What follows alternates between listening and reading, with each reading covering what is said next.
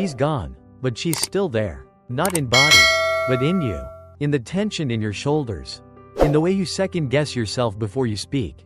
In that quiet ache you feel when you're alone with your thoughts. She might be oceans away. She might be gone from this earth.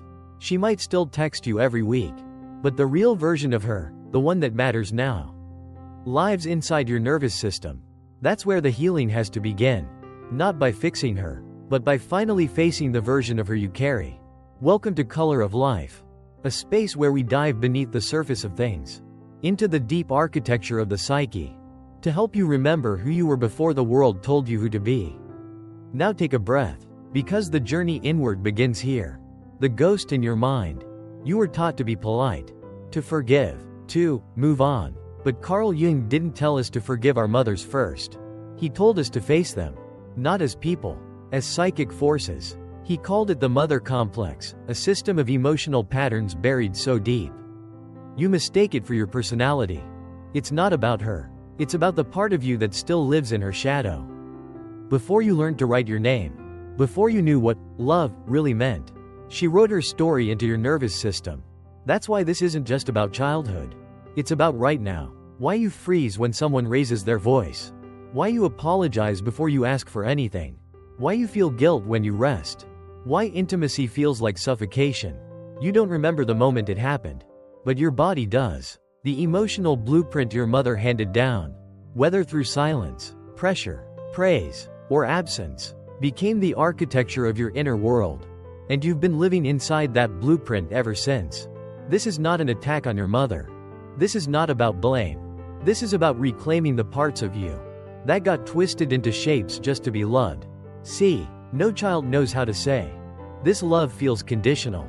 This silence feels cold. This praise feels heavy. So the child adapts. And the adaptation becomes identity. You tell yourself you're shy. That you're a perfectionist. That you have trust issues. But beneath that, there's a child who never felt safe to be fully seen. A child who learned early, if I want love, I must shrink. That belief didn't vanish when you turned 18. It followed you into every relationship. Every decision. Every moment you chose comfort over truth. Because part of you still thinks that being yourself might cost you connection. This is the ghost you're living with.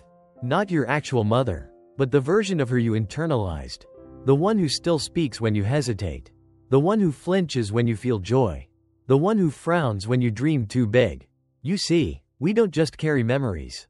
We carry imprints. And these imprints, when unconscious, become fate.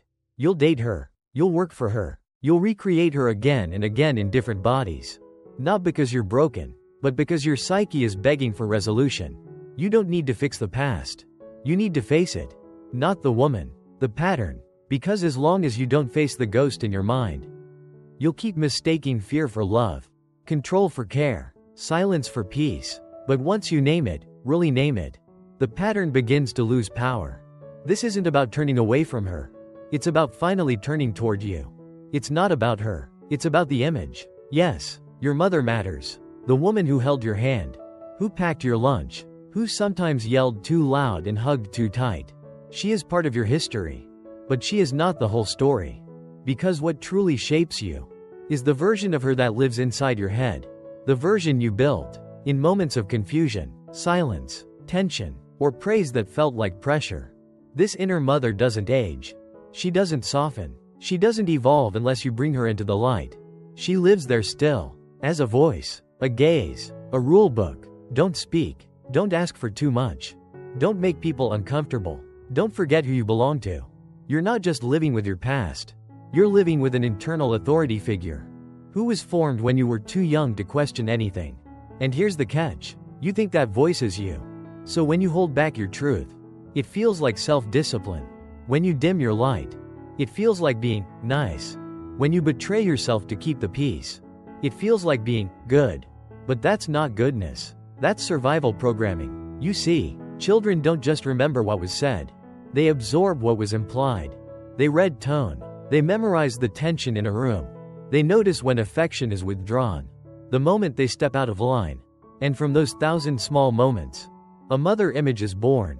Not your mom. Your inner mom. She might look like control. Or absence. or overwhelming love that asked for your soul in return. Whatever the shape, she is not memory. She is blueprint.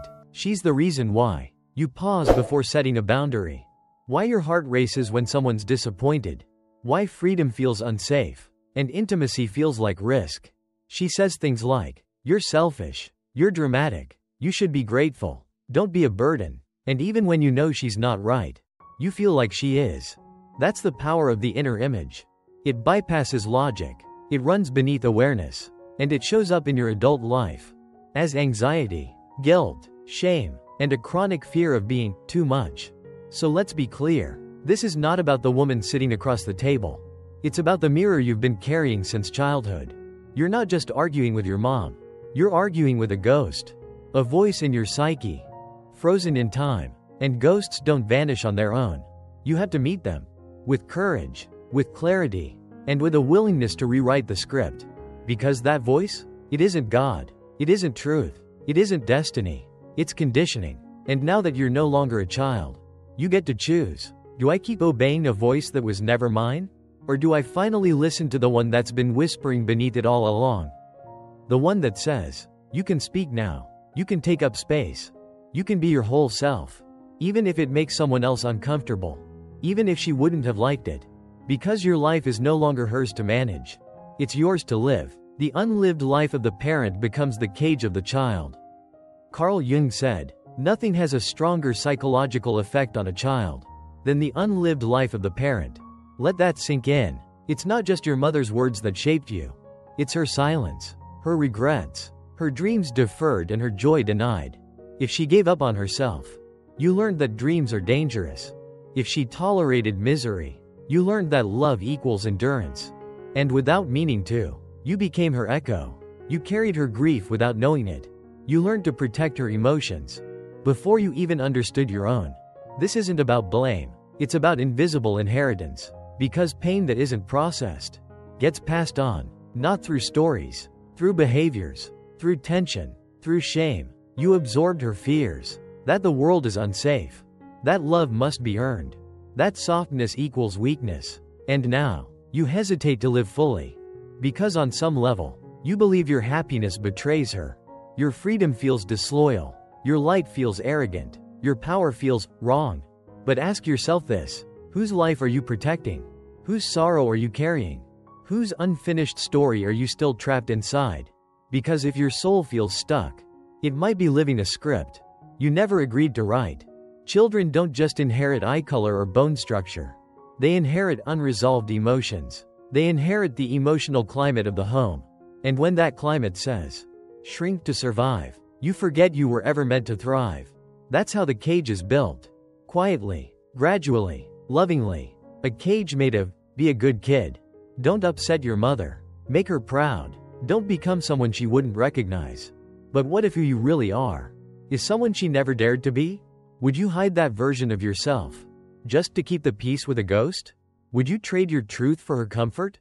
Because that's what we do. When we carry the unlived life of the parent, we confuse sacrifice for love. We confuse silence for respect. We confuse smallness for safety. But real love doesn't ask you to dim. Real love doesn't make your joy feel like betrayal.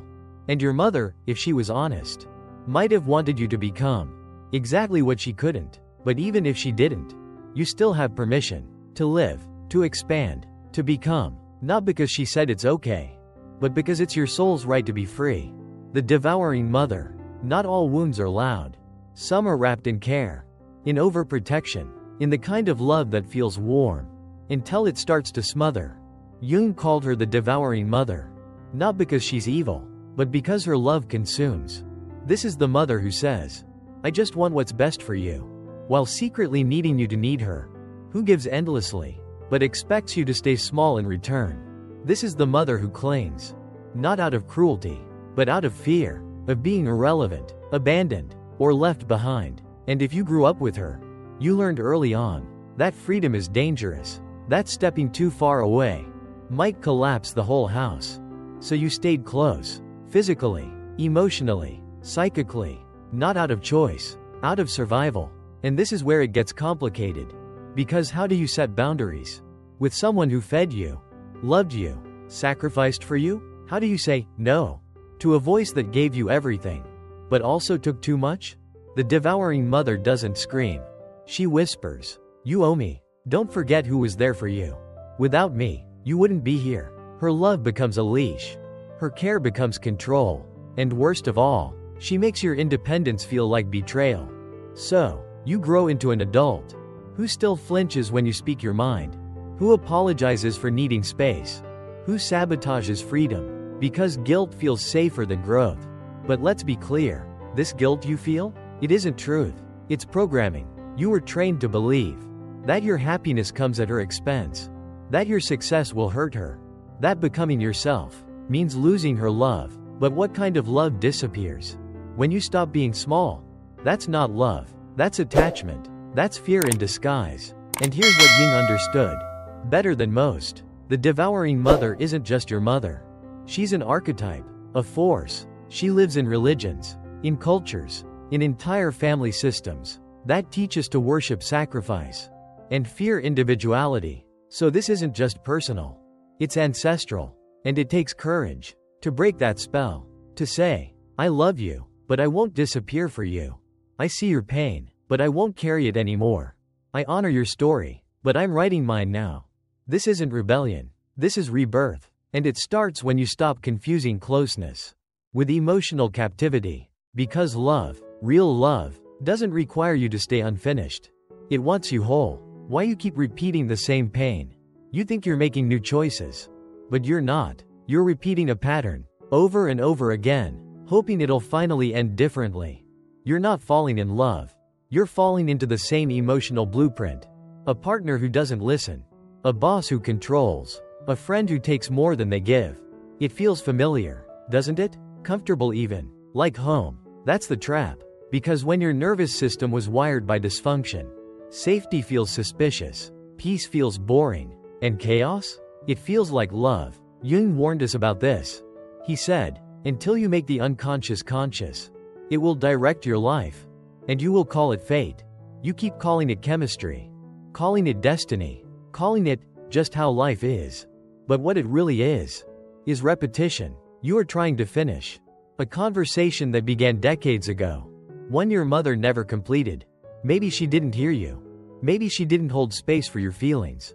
Maybe she needed you to stay quiet, stay agreeable, stay small. And now, you're still trying to be heard, still trying to be seen, still trying to matter. But you're choosing people who feel like the same emotional terrain. Not because you're weak, because your soul is looking for resolution. That's what the psyche does. It repeats what hurt, not to punish you, but to give you another chance. To do it differently. The problem? You're not doing it differently. You're reliving it, reacting the same way, suppressing the same truth, waiting for someone to love you the way she didn't. And it's costing you your life. Because every time you give yourself away to keep someone else comfortable, you are reenacting a pain that doesn't belong to your present. It belongs to your past. To the child who once believed, if I'm good enough, she'll see me. If I stay quiet, she'll stay calm. If I disappear, no one gets hurt. But you're not a child anymore. And your healing cannot depend on someone else finishing your sentence. You must finish it yourself. You must say the words no one said for you. I deserve better. I will not live on leftovers. I refuse to spend my life explaining why I matter. This is how the pattern ends. When you stop chasing the mother in people who were never meant to hold that role. When you stop mistaking survival patterns for personality traits. When you look in the mirror and see someone worth protecting. Not because they're perfect, but because they're finally awake. You are still waiting for her. You say you've moved on. You say it's in the past. But every time you hesitate before speaking, every time you downplay your joy, every time you feel guilty for being okay, that's not moving on. That's still waiting. Waiting to be seen. Waiting to be chosen. Waiting to hear the words she never said. I'm proud of you. You didn't do anything wrong. You don't have to earn love. And deep down, you're still that child. Still hoping that one day, she'll show up differently, say it differently, love you differently. But she won't, because the version you're waiting for doesn't exist. Not out there, not in her, not anymore. She exists in you now. You carry the version of her that still holds your worth hostage. She's the one you try to impress when you overwork, the one you try to soothe, when you suppress your anger, the one you try to protect, when you betray your own needs. You keep thinking healing will happen. When she apologizes, when she understands, when she finally meets you where you are. But here's the truth. That version of her lives in your nervous system. Not in reality. You are not fighting the woman. You are fighting the expectation, the hope, the myth, and that hope is costing you your life. Because it keeps you stuck in limbo. Not fully angry, not fully free, still performing, still proving, still pausing your truth. In case she's listening, she may never say what you needed. She may never hold your hand and say she was wrong. But that doesn't mean you have to keep living for her approval. Because approval delayed is just permission denied. You don't need a mother to crown your worth. You need to reclaim it. You don't need a witness to validate your pain. You need to feel it fully, without shame. You don't need to hear, "I love you," one more time. You need to believe it when you say it to yourself. So stop waiting for her to arrive in a better form. She won't. She is who she is. But more importantly, you are who you are now. And that version of you is done waiting. That version of you is ready to stop asking for permission to exist. Because the truth is simple and painful and freeing. She's not coming. But you're already here. And you're enough. Facing the inner mother. Here's where the healing begins. Not in confrontation with the woman who raised you, but with the version of her that lives inside your mind. The inner mother. She doesn't sit at the dinner table. She sits in your decisions, in your self-doubt, in the tone of voice you use when you talk to yourself. She's the one who says, "You're not doing enough. You should have known better. Don't make anyone uncomfortable." And most of the time, you don't even realize she's speaking. Because she doesn't shout. She whispers, like a memory wrapped in logic. She's why you feel guilty after setting boundaries. Why you apologize when you haven't done anything wrong. Why you sabotage moments of peace. As if you're bracing for punishment. The inner mother is not your enemy. But she is outdated. She's a blueprint built on survival, not wholeness. She was formed in a time when love felt conditional, and silence felt safer than truth. And now she governs your life from the shadows. So what do? You meet her, not to fight, but to see. You sit down with the image in your head, not the woman, the force. You picture her, you speak to her, you let the inner child ask the questions they were too afraid to ask. Why did I feel like a burden? Why was your love so heavy? Why did I have to shrink to feel safe? This is not therapy. It's truth-telling. Because when you name her voice, you create space for your own. When you face her not as a god, not as a villain, but as a reflection of pain, something changes. The spell breaks. The guilt starts to loosen. The shame begins to speak. And the child inside you, the one who was never fully seen, finally has room to breathe. Jung called this process individuation. It's not rebellion. It's return to your voice, to your truth, to the version of you that doesn't need to edit themselves to stay loved. So if you want to begin, don't wait for permission. Don't wait for her to change. Don't wait for the fear to disappear. Sit down, look inward, and say the words out loud. I see you, but I no longer obey you. That's not disloyalty. That's liberation. And it's long overdue. What Jung meant by individuation. Carl Jung didn't believe healing was about becoming someone new. He believed it was about becoming yourself. The version of you that existed before guilt, before shame, before the world asked you to disappear in order to be loved. He called it individuation. It's not a spiritual trend. It's not a 5-step hack. It's a descent, a quiet revolution that happens when you stop living by other people's scripts. Especially your mother's. Individuation is when you finally say, I am not your dream. I am not your fear. I am not your second chance. It's the death of the obedient child and the birth of the sovereign self. But here's the thing. No one celebrates you for it. It's not loud. It's not glamorous. It feels, at first, like betrayal. Because you're stepping out of a role you've played your whole life. The peacemaker, the protector, the overachiever, the quiet one. You don't just give up the role. You grieve it. You sit in the silence it leaves behind. And it hurts. Because for a while, you don't know who you are without it. That's where most people turn back. They confuse discomfort with danger. They mistake peace for loneliness. They run to something familiar. another relationship, another project, another performance. But if you stay, if you keep breathing in that empty space, something begins to rise. Your own voice, your own rhythm, your own center. Not a borrowed one, not a version of you that exists just to make someone else feel okay. But a self that no longer asks, "Am I allowed?" A self that simply is. This is what Jung meant. Not becoming better, becoming whole, letting all the parts of you return. The loud parts, the angry parts, the scared parts, and integrating them, instead of shoving them into shadow. Because as long as you keep living to be the good one, you will stay in exile from your own life. But the moment you stop, the moment you step beyond the old dynamic, and stand in your own name, you come home, not to the family, to the self. And from that place, everything begins to change. The child who waited must become the adult who acts. You've waited long enough. Waited to be loved the right way. Waited to be chosen without begging. Waited for permission to feel safe, to speak, to shine. But here's the truth most people spend their whole lives avoiding. That moment isn't coming. No one's going to arrive with the perfect apology. No one's going to show up to finally give you what your inner child needed. Because the child you once were is not here to be rescued anymore.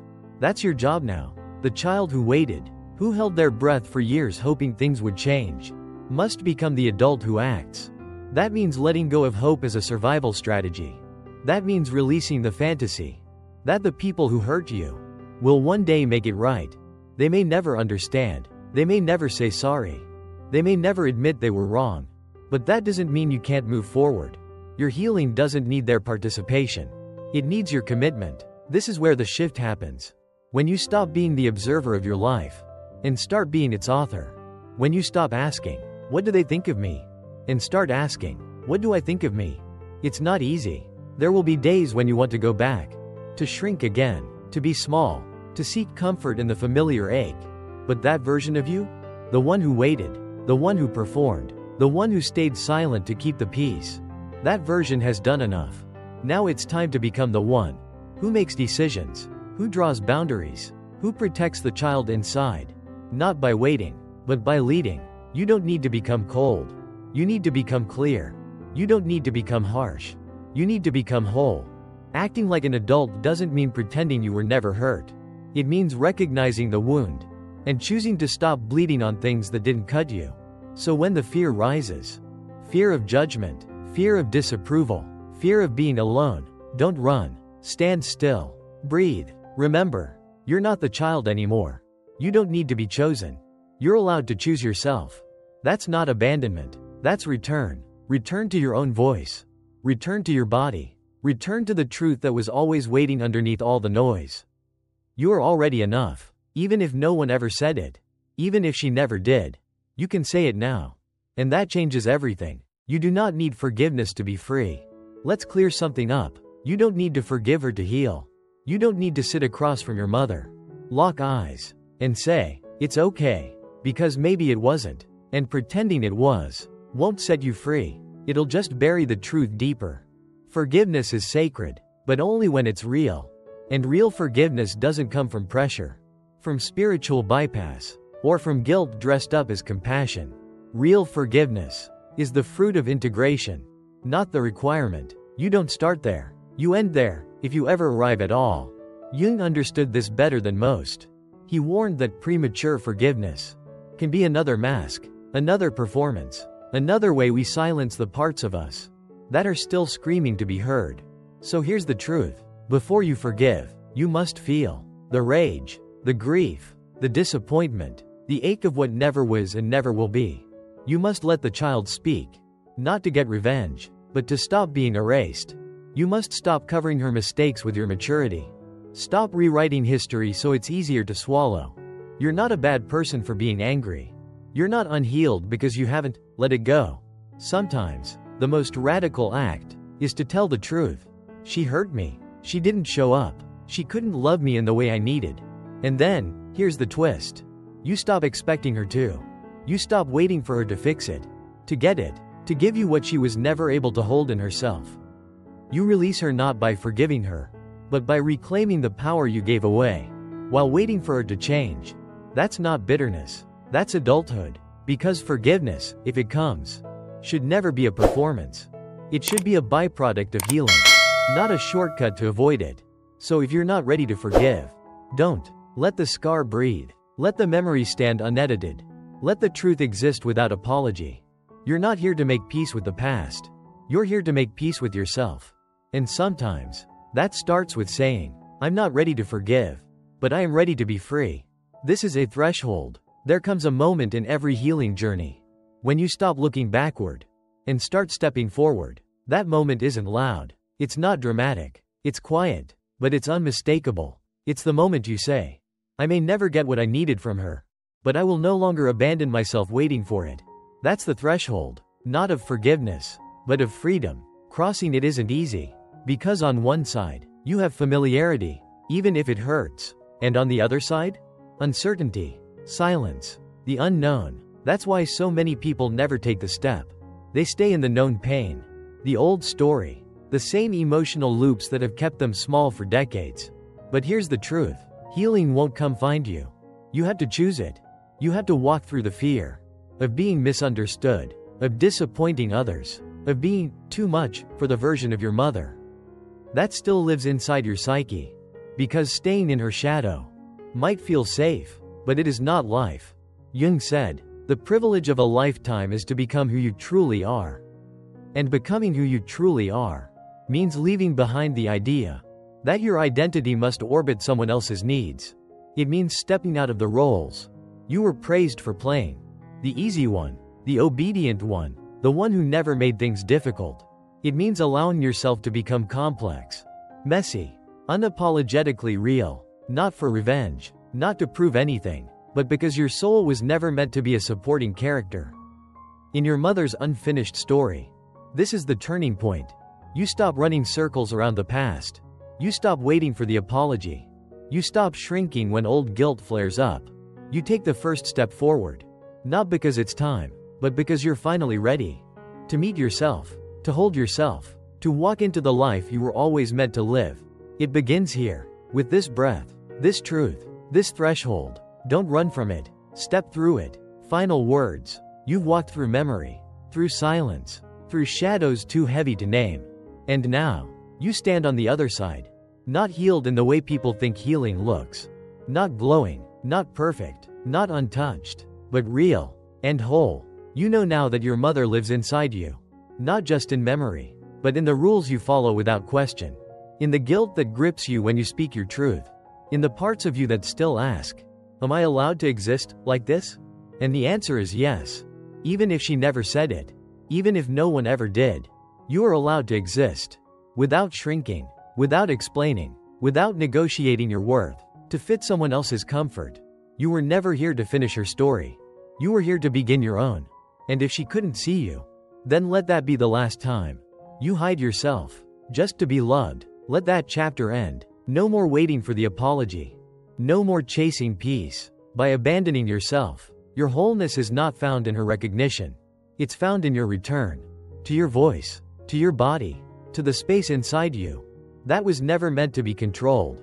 So what now? Now, you live, not as a child hoping to be chosen, but as an adult who chooses, again and again, to stay true to the one person who never deserved to be left behind.